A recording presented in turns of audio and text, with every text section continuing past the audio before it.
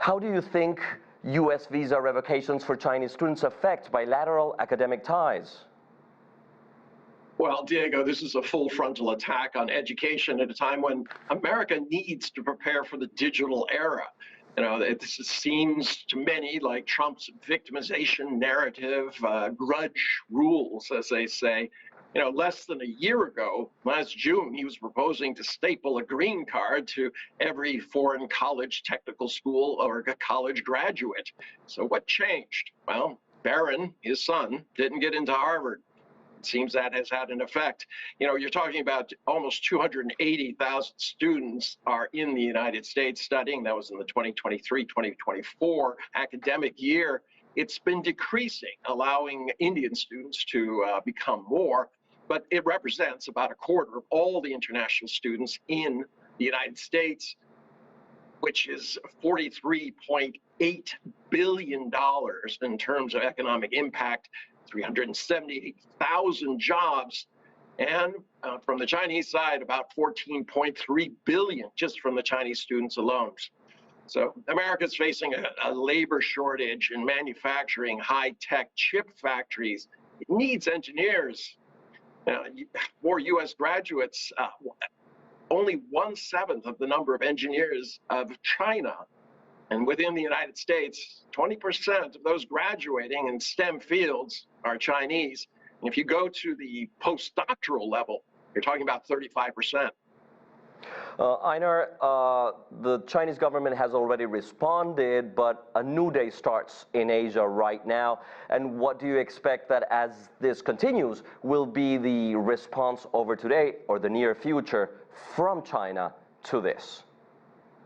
Well, I'm hoping that China takes the higher road here and says, look, we're going to be open our universities, as they have been doing, to more foreign students, trying to get this idea that we have to work together, that we have to know each other. This is part of the civilization initiative that Xi Jinping has been talking about, and has been one of the main pillars of China's approach to a multilateral world. This is so important. In the past, the West has had a pattern of trying to develop intellectual property and keep it for itself, and then seek rents from everybody else, especially the global South. China has taken a different tact. They think education and advancement should be done together. Instead of trying to keep things within China, they're actually setting up many deals across the global South, saying, let's develop technology together. Let's share education, because this is how you can create a brighter future. I'd like to discuss this further, because do you think this could reshape China's global education and exchange policies?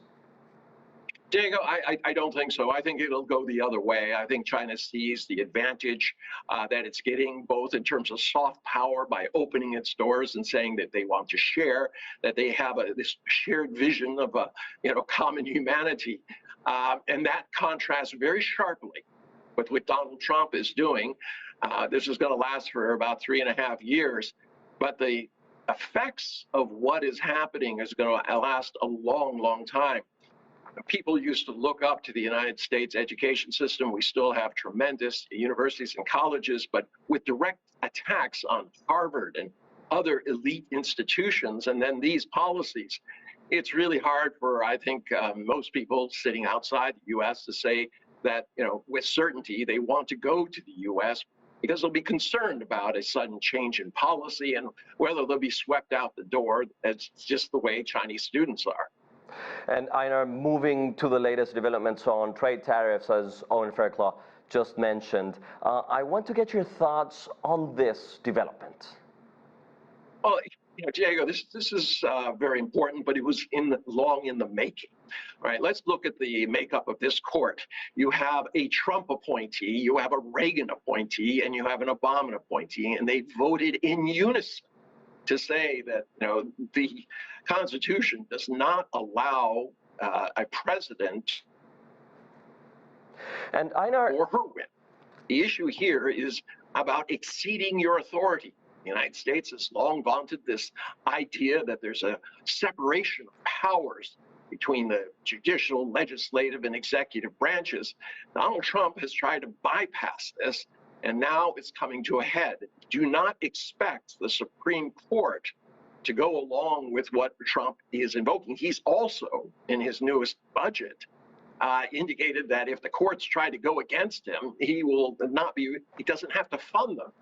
This will also not sit well with the judiciary, because they're going to see this as an attack on their part of the government, which they believe is essential to the operation of American democracy.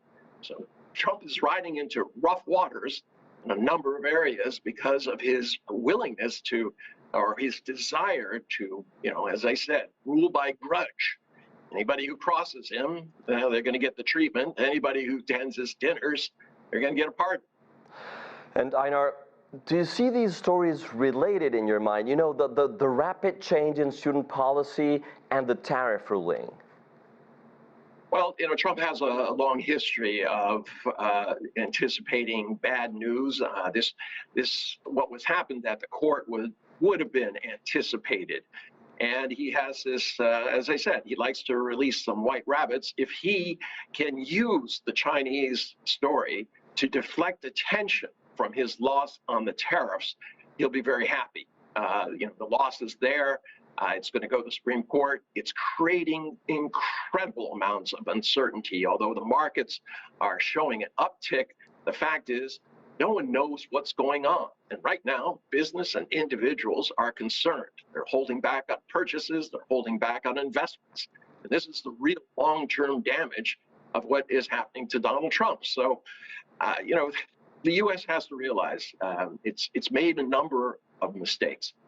Having a strong dollar back in the 70s and 80s, it was great when you want to borrow money or when Wall Street wanted to make profits, but it made American manufacturing uncompetitive. And now they're doing it again with this idea of reindustrializing. And reindustrializing, you're going into a market with very low margins, very, very high capital requirements versus America's strength in the digital economy, where it has universities and research, and there's higher margins there. So once again, it seems that the U.S. is taking a wrong turn, playing with the future of America, and not having the leadership it needs in order to have a better life. And Einar, is the student visa policy change an effort maybe by Trump to force a meeting with Chinese President Xi Jinping? Well, if he thinks that this is going to force a meeting, it's going to be quite the opposite. Given Donald Trump's desire to embarrass world leaders when they come to meetings, it's almost impossible to see anything except a very tightly scripted, short meeting with Donald Trump, perhaps on the sidelines, not until he realizes that, if you want to negotiate, you have to do so respectfully on both sides. It's just, he's becoming too unpredictable, and his power base is eroding. The courts are holding back, as we've just been talking about, on this idea that he can rule by whim, and his desire to rule by grudge is bringing him into conflict. And then you start talking about the economic consequences for the American public, who see higher price rises, as you referred to earlier. They're on notice from Walmart and all the rest to expect more, a higher cost of living or inflation. This is exactly what the majority of Americans voted against when they voted for Donald Trump. Einar Tangen, thanks. Great having you.